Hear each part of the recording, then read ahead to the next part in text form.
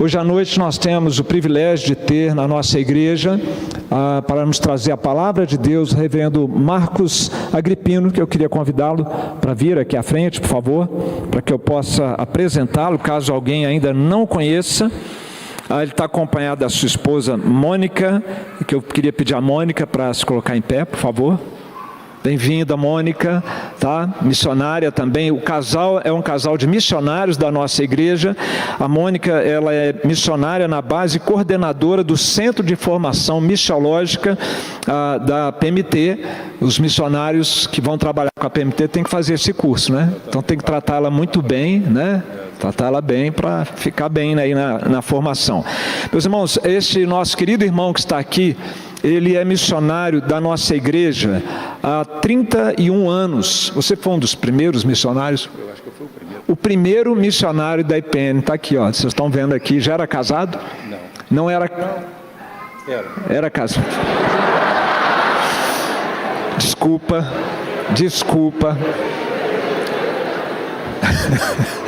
Não era a minha intenção. Eu espero que isso não te desconcentre na pregação. Ô Mônica, pega leve depois, foi uma falha minha aqui, tá? O reverendo Marcos Agripino, ele está na APMT, que é a Agência Presbiteriana de Missões Transculturais da nossa igreja, há 22 anos, e ele é o executivo, secretário executivo administrativo da nossa APMT, missionário de base, portanto é um casal que dá apoio aos demais missionários que estão no campo. Eles estão casados há quantos anos? 34 anos. Quebrei seu galho. 34 anos e tem duas filhas, Jéssica e Isabela. Reverendo, eu queria dizer para você e para a Mônica que nós estamos muito honrados de ter vocês conosco no quadro de missionários da nossa igreja, desempenhando um papel tão importante como o que vocês desempenham na nossa denominação, promovendo a obra missionária ao redor do mundo. E também em tribos indígenas, né? Nós temos aqui... ciganos, hispânicos. Eu falo depois. Você vai falar depois. Beleza, ele vai dar mais detalhes. E, meus irmãos, com nossos dízimos e ofertas, nós mantemos hoje 110 obreiros trabalhando na pregação do Evangelho. 87 pelo nosso Comitê de Evangelismo e Missões, dos quais este casal faz parte, né? Também plantando igrejas aqui na região do Distrito Federal, os pastores... A gente faz isso, irmãos, para o culto ficar mais dinâmico, tá? Essa troca de microfones aí. E também na própria sede, congregações. Então essa é uma igreja missionária e você tem parte nesse projeto por meio dos seus dízimos, ofertas, orações, interesse, apoio. E então, sem mais demoras, eu passo a palavra ao reverendo Marcos, que vai falar um pouquinho também do seu trabalho com a Mônica e vai nos trazer a palavra do Senhor. Deus abençoe, reverendo. Obrigado. Obrigado. Que situação complicada que eu fiquei antes, irmãos. Depois eu gostaria de conversar com o pastor de aconselhamento conjugal, no término do culto.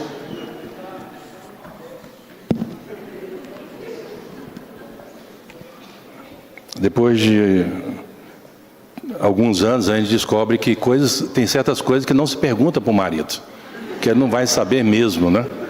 Datas, momentos especiais, a gente sempre precisa gravar ou escrever em algum lugar para lembrar. Mas, não, na verdade, eu lembrava que a gente começou aqui casados, viu, Mônica? Alivia aí. Publicamente eu estou corrigindo aqui a minha informação. Bom, irmãos, nós estamos representando a PMT, como o reverendo Marco Antônio falou. A PMT é uma autarquia da Igreja Presbiteriana do Brasil, que tem um propósito de coordenar e supervisionar todo o trabalho missionário transcultural. Todas as ações nas áreas de evangelização, plantação de igreja, educação, ensino teológico, ação social, capelania, projetos de ações globais em contextos de pandemia, de terremoto, de tsunami, guerras, todas essas ações, esses momentos difíceis que o mundo enfrentou e tem enfrentado em muitas das localidades, nós temos tido alguma ação ajudando o alívio do sofrimento humano. E a PMT hoje estamos caminhando para 300 missionários, atuamos em 40 países, e eu gostaria de desafiar os irmãos que estão conectados aí nas plataformas digitais, que nos acompanhem. Mais fácil seria você visitar o nosso site, www.apmt.org.br. A partir de lá, você tem vários links. Nós estamos no Facebook, nós estamos no Twitter, no Instagram e outras plataformas, produzindo também podcast. Então os irmãos podem acompanhar um pouco daquilo que Deus está fazendo no contexto transcultural fora do Brasil, e também nós estamos atuando dentro do Brasil, em contexto entre os indígenas, entre os quilombolas, entre os ciganos, entre os árabes, entre os hispânicos. Então são várias frentes na transculturalidade, além de afegãos e também ucranianos. São ações que nós estamos desenvolvendo dentro da realidade brasileira. O Brasil é um país com dimensões continentais. Nós temos em torno de 178 nacionalidades representadas dentro do nosso país. Então a igreja, ela também tem que amplificar a sua visão e ver essa realidade transcultural dentro do Brasil. Então visite o nosso site e nos acompanhe pelas redes sociais e ver aí um pouco do nosso trabalho. Eu trouxe aqui para distribuir para os irmãos a revista Alcance, é uma cortesia. Então no término do culto os irmãos poderão pegar ali logo na saída da igreja. Convido os irmãos a abrir o livro de Isaías, capítulo 52. Nós vamos ler do versículo de número 1 até o versículo de número 7.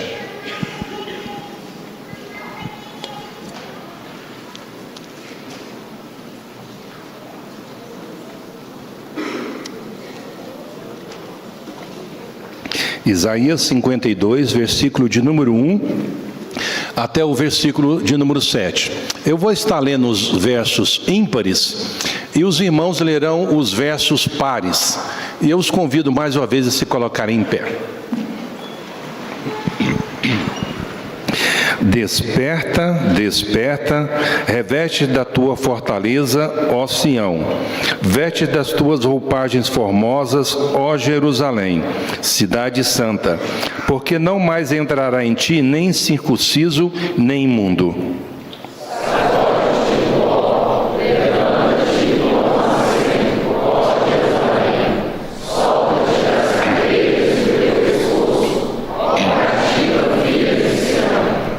Porque assim diz o Senhor: por nada fostes vendidos, e sem dinheiro sereis resgatados. Porque assim diz o Senhor Deus, meu povo conhecido para ele habitar, e assim sem nação ou oprimido. Agora, que farei eu aqui, diz o Senhor, visto ter sido o meu povo levado sem preço? Os seus tiranos sobre ele dão uivos, diz o Senhor, e o meu nome é blasfemado incessantemente todo dia. Por isso, meu povo saberá o meu nome, portanto, naquele dia saberá que sou eu quem fala, eis-me aqui. Que formosos são sobre os montes os pés do que anuncia as boas novas, que faz ouvir a paz, que anuncia coisas boas, que faz ouvir a salvação, que diz a Sião: o teu Deus reina. Pai, nós temos adorado ao Senhor através dos cânticos. Nós temos adorado ao Senhor através das orações. Agora queremos adorá-lo através do conhecimento da tua palavra. Abra nossa mente, abra o nosso coração para entender esta palavra, e assim peço a tua bênção para que venha aplicar nos nossos corações.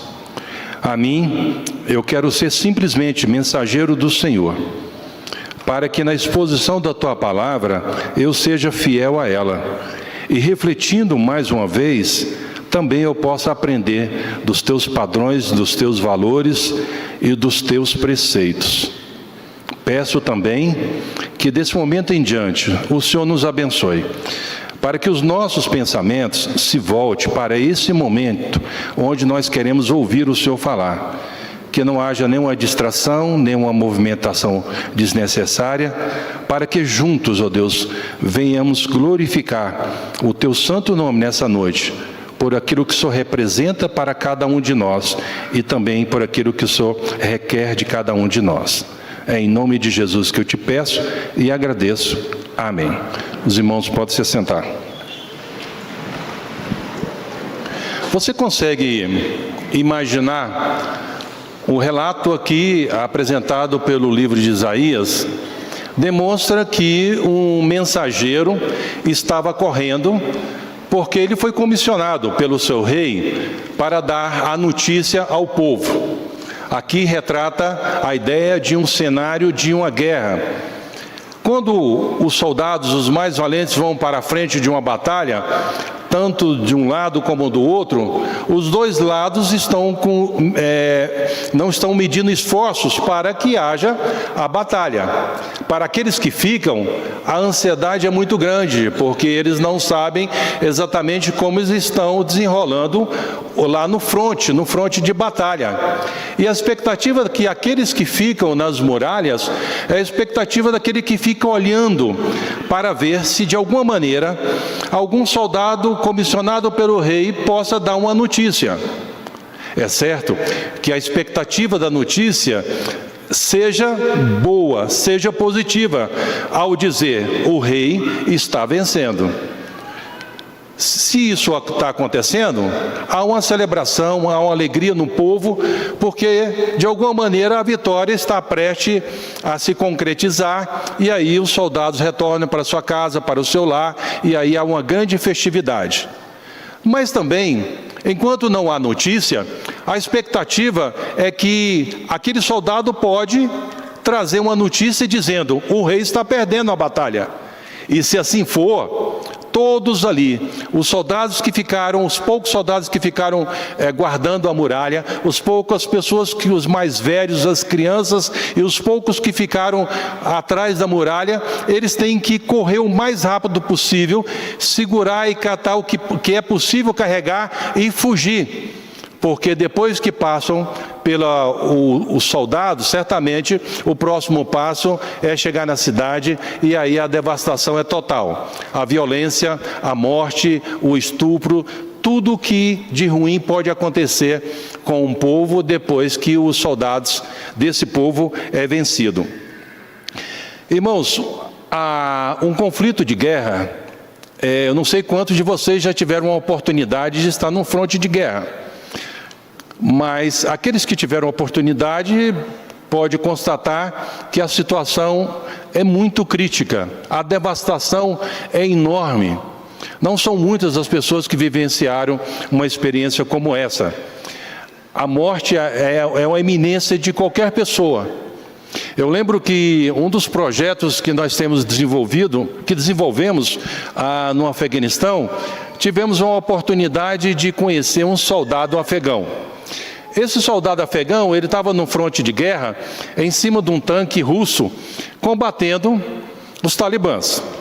E ali um daqueles soldados apontou um RPG, aqueles foguetes que coloca no ombro, em direção ao tanque, e jogou o foguete, lançou o foguete, e ali o foguete explodiu no tanque, muitos morreram, e ele foi, pelo deslocamento, o impacto da explosão, ele foi deslocado para longe e foi dado como morto. Mas algumas pessoas depois perceberam que ele estava mexendo, que ele não tinha morrido, então levaram ele para um lugar fora do fronte de batalha. Em resumo de toda essa história, nós tivemos a oportunidade de visitá-lo, e ali tinha uma pessoa que todos os dias da nossa equipe ia fazer um curativo, porque ele recebeu, por causa do deslocamento, ele machucou bastante, ficou sem andar, ficou cego, estava sem condição de levantar, estava deitado numa esteira no chão, e depois que ali a nossa irmã estava fazendo um curativo, a gente ia sair, ele falou assim: espera um pouquinho que eu quero orar. Eu fiquei surpreso, porque eu não sabia que de alguma maneira aquele homem pudesse pedir para orar, e muito menos tinha informação de que ele ia orar a nosso favor e agradecer a Deus. E depois a gente soube que ele tinha convertido ao Evangelho e estava agradecendo a Deus porque um dia alguém saiu do Brasil e foi ao outro lado do mundo para pregar o Evangelho. Então esse soldado, ele volta da guerra, ferido, machucado, não venceu aquela batalha, mas ele teve uma vitória da vida. Deus alcançou o seu coração e transformou a sua vida. Você tem consciência de quem você deve ser?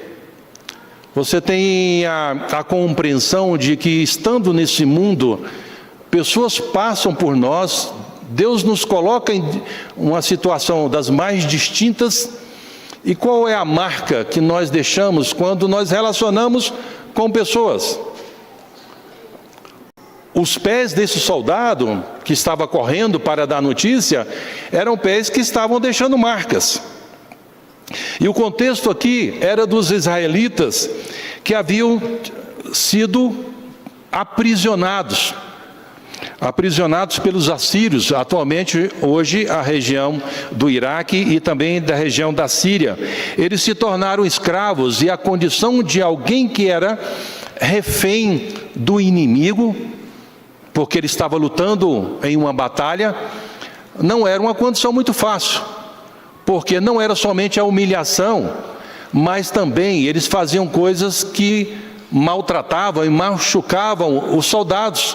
Eles cortavam a orelha, eles cortavam o nariz, eles cortavam a língua, eles pegavam uma madeira pontiaguda, enfiavam no umbigo e perfurava, e gerava aí uma hemorragia, e muitos morriam por causa dessa hemorragia. E a gente vai ver no próprio versículo de número 5, que além dessa condição que eles estavam vivendo, esses tiranos davam uivos, eles gritavam. Ninguém gosta quando alguém grita com a gente. A gente gosta que alguém fale numa tonalidade mais baixa, para que haja uma troca de informação e uma comunicação. Agora, você estando naquele sofrimento físico, complicava mais a situação, porque as pessoas ainda gritavam e humilhavam.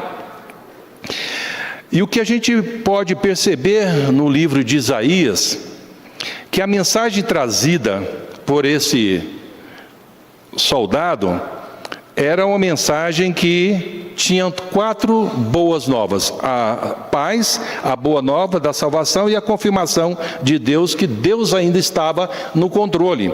Nós vamos observar que Isaías vai admoestar esse povo a ter uma postura diante do caos que eles estavam vivendo. Tanto que ele inicia que ele admoesta a eles a despertar, a acordar, a ter uma compreensão de que aquele momento que eles estavam vivendo não era um momento final, não era uma palavra final na história. 1 Pedro capítulo 2, versículo 6 diz: por isso está escrito na Escritura: eis que põe em Sião uma pedra angular, eleita e preciosa, e quem nela crê não será de modo algum envergonhado. Irmãos, todos aqueles que foram alcançados com a graça de Deus têm a marca dos valores que estão na cruz de Cristo. E quando nós somos marcados por esses valores, essas marcas devem perpetuar em nossas vidas. Esse povo aqui, eles tinham a trajetória do povo de Deus, tinha a marca de um Deus que tira eles do Egito, aponta eles para uma terra onde eles iam desfrutar da comunhão e da bênção de viver numa outra condição. Então o que Isaías fala assim: olha, tem uma compreensão da história. Traga na sua memória quem vocês foram, a condição que vocês estavam, e agora ore para uma nova condição. Quando a gente vê o povo de Deus, muitas vezes que eles tinham esse declínio, era pontual, é quando eles desobedeciam a Deus. Quando havia desobediência, eles ficavam aprisionados pelo inimigo. Quando eles voltavam para o Senhor, Deus dava vitória. Então, quando a gente olha o Velho Testamento, a gente vê muito essa condição. E nós, como povo eleito, e 1 Pedro 2, 8, 9, 10 vai falando dessa, que nós fazemos parte da nação santa, que somos povo eleito, a gente tem que entender que nós temos uma marca, e essa marca é a marca da cruz de Cristo, com todos os seus valores. E quando Isaías leva essa compreensão aqui, desse texto, ele está dizendo que eles deveriam sair dessa condição e se tornarem pessoas puras. Afaste-se, saiam daí, saiam dela e sejam puros. Versos 11 e versículo 12. Quando nós recebemos a marca do Senhor, nós somos impulsionados e devemos nos engajar a nossa caminhada a ter os valores da cruz de Cristo. Porque a nossa caminhada deve mostrar para esse mundo quem nós somos. E quando nós estamos diante dessa condição, certamente Deus espera de nós um posicionamento.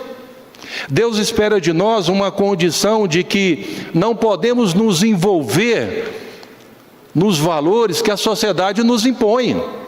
Por mais que a gente vê hoje, cada vez mais a gente vê as pressões da sociedade, as pressões da lei, as pressões de vários políticos que vão levando a gente a uma condição complicada. Até mesmo nos limitar a pregar alguns textos bíblicos, porque nós não podemos transmitir alguns valores, porque vai ser ofensivo. Mas o que vale é pregar o que a palavra de Deus diz, com todos os seus valores, com todos os seus princípios, e pagar o preço. E assim a gente vai ver que Isaías vai nos desafiar, a partir do versículo de número 1, como deve ser a nossa condição a partir daí. O verso de número 1, ele fala: desperta, desperta, reveste da fortaleza, ó Sião, veste das tuas roupagens formosas, ó Jerusalém, cidade santa. O que Deus nos chama é para que nós venhamos nos despertar, porque não mais entrará em ti nem circunciso nem imundo. Versículo de número 1. Então aqui que a gente percebe que nós não podemos mais ser cristãos fajutas, falso, falsificado ou mal feito, ou podemos usar a expressão o crente meia boca. Você não sabe o que ele é, porque ele age muitas vezes pela conveniência. Dependendo do momento de onde ele está, ele se posiciona, dependendo de outro momento, ele se posiciona de uma outra maneira. E aqui a gente vê que o desafio é despertar e investir, é acordar e dar o próximo passo. E o que Isaías aponta, olha, veste novas roupagens. Eles são desafiados a ornamentar e adornarem. Por que Isaías está falando que deve ter essa nova vestimenta?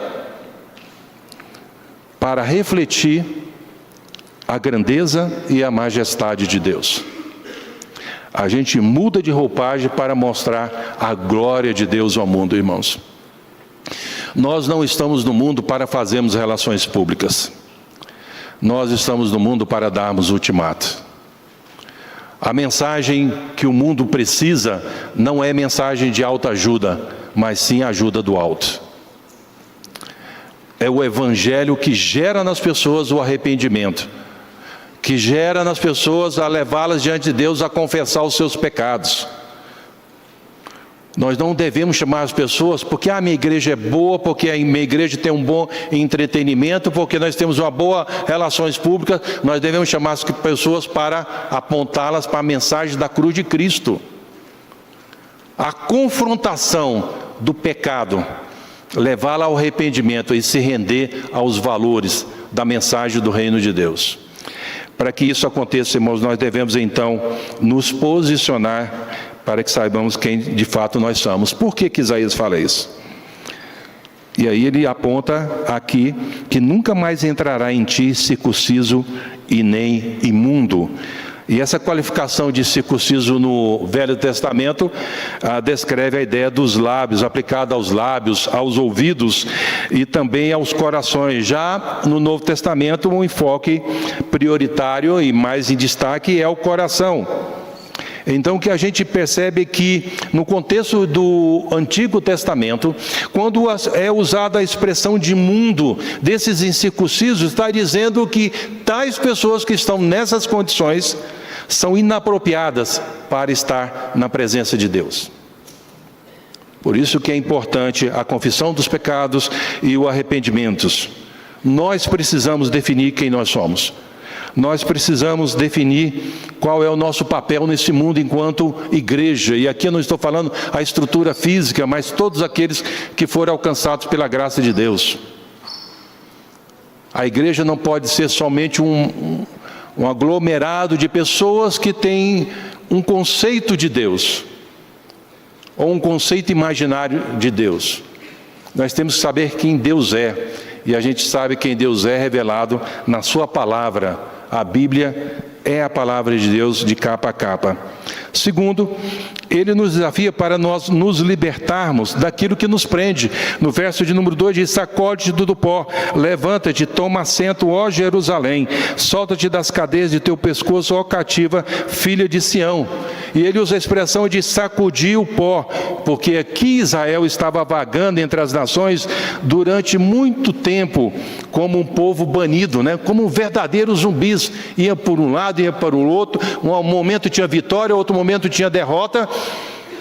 E aqui a gente vê que Isaías fala assim: olha, reflita o que te prende e sacode esse pó, porque ao sacudir a poeira da sandália era um gesto muito comum entre os judeus quando eles regressavam do território pagão. Porque ao agir, a ter esse tipo de conduta, ele está dizendo: olha, eu andei por aquele território de incircuncisos, de pessoas imundas, de pessoas que adoram deuses pagãos, então agora eu não quero nada dele, então eu vou bater a minha sandália para não trazer nada de impureza desse povo. Não é assim normalmente quando nós vamos à praia? Você vai andando ali na praia, com sua sandália, você deixa depois, num certo momento, a sandália na areia, entra na água, aí você sai da água molhado, calça a sandália, você volta para o seu carro, ali na sua sandália, enquanto você está andando, o que está grudando na sua sandália? Areia. Quando você abre a porta do carro, o que normalmente as pessoas fazem, ou que deveriam fazer, sentam os pés para fora, e aí pegam a sandália e bate uma sandália na outra. Para quê? Para não trazer a areia do mar para dentro do carro, porque você não quer sujeira, você não quer impureza. Até também lava os pés de igual forma, para não colocar dentro do carro a impureza e também a sujeira. Então os judeus eles tinham essa conduta de balançar, porque simbolicamente eles não queriam agregar nada dos valores que estavam no mundo e trazer para o meio do povo. Irmãos, a gente tem que nos policiar para que não possamos agregar valores e princípios que estão dentro da nossa sociedade, que cada vez mais está entrando na nossa igreja. O que baliza os nossos valores é a palavra de Deus. O que baliza a nossa conduta diante do mundo é a palavra de Deus. E o povo estava vivendo como verdadeiros prisioneiros, com ataduras no pescoço, os verdadeiros zumbis, andando para um lado e para o outro, mas não sabendo para onde ir. Não é assim quando nós estamos usando os nossos smartphones? A angústia, da ansiedade de estar perto sempre de uma antena para ter um sinal, ou sempre estar perto de uma tomada para o telefone não ficar sem bateria. Ficamos em volta, Nós não ampliamos, não expandimos. Então Israel tinha uma longa história de rebelião contra Deus e os seus cativeiros resultantes. O que nos prende, irmãos? O que nos atrai tão fortemente que não nos permite libertarmos desses valores que são impostos na sociedade e que muitas vezes a gente traz conscientemente ou inconscientemente para dentro da nossa igreja, para dentro da nossa casa? A gente tem que fazer uma avaliação, de fato, qual é o nosso papel nessa história desse mundo. Nós só podemos viver a nossa própria geração, e nós podemos somente influenciar a nossa própria geração, porque nós estamos vivos, a gente está relacionando com pessoas. O impacto da nossa conduta pode transformar a vida das pessoas que estão em volta de nós, ou próximo ou distante, ou no lugar perto ou nos lugares mais inóspitos da terra. Não podemos sair daqui a cada domingo e entramos e saímos da mesma maneira. Temos que nos posicionar. Se a gente não quer pagar os valores dos padrões estabelecidos para a palavra de Deus, é perda de tempo vir à igreja.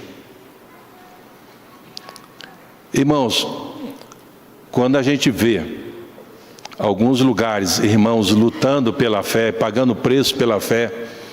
Em muitos lugares, a fé colocada ao extremo. Eu sempre falo, quando eu caminho pelas igrejas nossas no Brasil, eu falo, nós estamos muito distantes. Nós não sabemos o que é perseguição. Nós não sabemos o que é chegar um carro ao lado da nossa igreja e explodir. Não sabemos o que é uma pessoa entrar no meio da igreja e explodir. Não sabemos o que é entrar numa sociedade onde as pessoas, só o fato de você ser cristão, você é preso.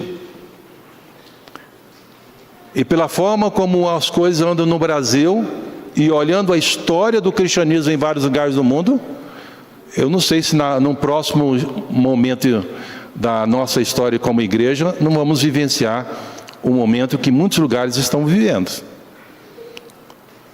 Então a gente precisa saber qual é o nosso papel nesse mundo. Como Isaías também aponta no versículo de número 6, a compreensão de quem é Deus, né? O verso, por isso o meu povo saberá o meu nome, e portanto naquele dia saberá que eu sou, eu quem fala, eis-me aqui. Temos que ter uma compreensão quem de fato é Deus. Deus não muda pela minha compreensão dele. Deus é o Jeová. Ele diz, eu sou. Ele é atemporal. É o Deus que governa a vida de cada um de nós, governa a nossa história, e Ele tem boas intenções para com seus filhos. Mas até aquele dia eterno, Ele nos desafia a estender a sua glória. Não é assim que 1 Pedro 2, 9, 10 fala? Vós, porém, sois raça eleita, sacerdócio real, nação santa, povo de propriedade exclusiva de Deus. Alguns colocam ponto final, mas o texto continua dizendo, a fim de proclamardes as virtudes daquele que vos chamou das trevas para a sua maravilhosa luz. Então a nossa eleição, ela tem uma vocação. A expressão virtudes é a excelência moral, é o caráter de Deus. Então nós somos eleitos para mostrar o caráter de Deus ao mundo. Essa é a responsabilidade que temos nesse mundo, até a volta de Jesus. Não podemos ser uma igreja que venha se encapsular, se isolar desse mundo. Se nós somos em torno de 30 ou 35 milhões de evangélicos no Brasil, aí com a diversidade de várias igrejas e denominações, para uma perspectiva otimista, nós somos uma igreja que não influencia nada. Porque onde a igreja está, ela tem que ser a luz no mundo. Onde a igreja está, tem que ser o farol na cidade. Então, a gente vê aqui Isaías levando a esse entendimento de saber quem é Deus, que Deus pode todas as coisas, que Deus pode transformar a vida da igreja, que Deus pode transformar a vida das pessoas. Por outro lado, temos que ter o entendimento aqui que Isaías aponta no versículo de número 7, né? Que formosos são sobre os montes os pés do que anuncia as boas novas, que faz ouvir a paz, que anuncia coisas boas, que faz ouvir a salvação, que diz a Sião, o teu Deus reina. Então, por sabermos quem é o nosso Deus e a mensagem que isso implica no nosso envio, aonde quer que formos, devemos transmitir a mensagem da salvação. Aqui mostra esse relato do pé formoso, daquele que está correndo, daquele que está andando, porque quando nós estamos andando, quando nós estamos correndo, nós vamos deixando marcas. As nossas marcas perpetuam. O nosso rastro vai perpetuar na história.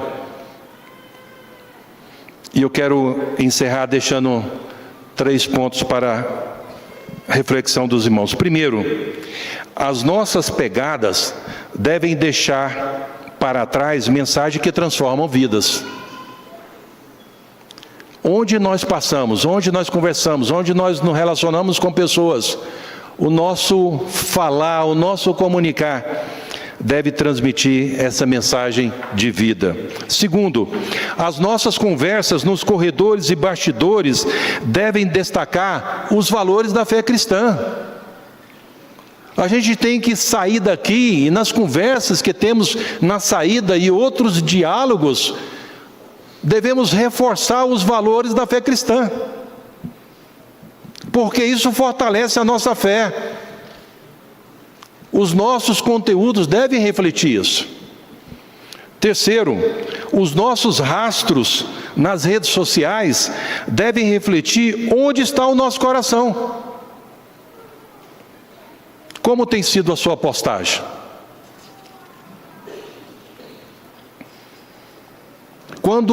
Se nós falamos que amamos a Deus e adoramos aqui através de vários cânticos, porque a gente coloca para fora através da palavra escrita, da palavra falada ou da palavra digitalizada, muito do que nós temos dentro. Quando alguém olha para as suas redes sociais, o que reflete as suas redes sociais? As mensagens que você recebe pelo WhatsApp, pelo Signal, Telegram e o Trema. Quando alguém olha lá, o que vê naqueles conteúdos? Quando alguém entrar nas suas redes sociais, o que reflete lá aqueles conteúdos? Eu estava numa loja para consertar há um tempo um telefone da minha filha. Eu tive a oportunidade de sentar com uma gerente para a América Latina de uma grande operadora, uma grande empresa que produz telefones ao redor do mundo. Aí, conversando com ela, ela trabalha na área de recursos humanos, eu perguntei, como é que você faz as entrevistas com as pessoas que desejam trabalhar na sua empresa? Porque normalmente as mulheres vão no salão, se arrumam, o homem também faz a barba, põe uma roupa melhor. Eu falei, nós fazemos esse tipo de entrevista, mas hoje nós temos ferramentas mais eficazes. Aí eu disse, mas qual é a ferramenta mais eficaz? Ela disse, as redes sociais. Lá eu sei quem são as pessoas, porque eu conheço as suas postagens, o relacionamento que ela tem com amigos e o que as pessoas falam dela. Ali elas são o que ela é. Irmãos, a gente tem que tomar muito cuidado, porque quando a gente está colocando postagem, a gente está colocando aquilo que está dentro de nós. E muitas vezes são verborreias. Verbo de palavra e diarreia, junção verborreia é diarreia de palavras digitalizadas. Se nós queremos que o mundo mude, nós temos que mudar o nosso interior, porque todas as nossas ações vão refletir aquilo que está dentro de nós. Queremos ver pessoas que deixaram marcas. Vejam seus rastros, não de cargos que assumiram durante a vida na igreja, e sim de pessoas que viveram refletindo o caminho da cruz de Cristo. Onde nós pisamos, deixamos marcas que perpetuam. Qual é a marca da sua caminhada? Pai, nós nos colocamos diante do Senhor para pedir perdão, porque quando nós não caminhamos dentro dos teus valores e dos teus padrões, nós pecamos contra ti. Gera no nosso coração, Deus, um arrependimento. Gera em nossas vidas uma nova postura diante do Senhor, como também diante da sociedade que nós somos inseridos. Para que possamos, ó Deus, como pés formosos, deixarem marcas que vão transformar a vida de pessoas. Louvamos o teu santo nome, ó Deus, e agradecemos por tua palavra. Em nome de Jesus. Amém. Finalizo com uma última palavra. Nós estamos desenvolvendo um projeto na Croácia e ali eu tive a oportunidade de conversar com um soldado croata. E esse soldado croata, eu perguntei, você não tem medo de uma fronte de guerra, de uma fronte de batalha? Ele falou assim, não tenho não, porque ali eu estou para matar ou para morrer. Eu fico num bunker e não teve muitos momentos naquela escuridão, nessa solidão, você não tinha temor do que poderia acontecer? Não. Depois de alguns segundos ele parou assim, não, teve um momento. E eu falei, qual? Ele falou que teve uma noite que ele estava sozinho num bunker e observando se vinha algum inimigo. E ele falou que por um momento ele olhou no chão e viu um papel, um panfleto. Ele não sabia exatamente o que era aquele panfleto.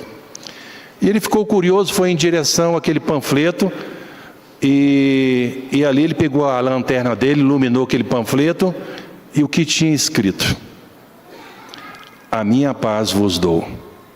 E eu fico pensando, naquele instante ele relatou: ali eu me encontrei com o Senhor, e hoje a minha vida é para o louvor da glória de Deus. Louvo a Deus pela conversão dele. Mas tem uma pergunta que eu ainda não tenho resposta: qual foi o pé formoso que deixou aquele folheto? Onde nós andamos, nós podemos deixar marcas para pessoas que um dia vão estar diante do Senhor. E que nós, como igreja, temos essa consciência que onde vamos, podemos levar uma mensagem de transformação. Que Deus nos ajude a cumprir essa missão.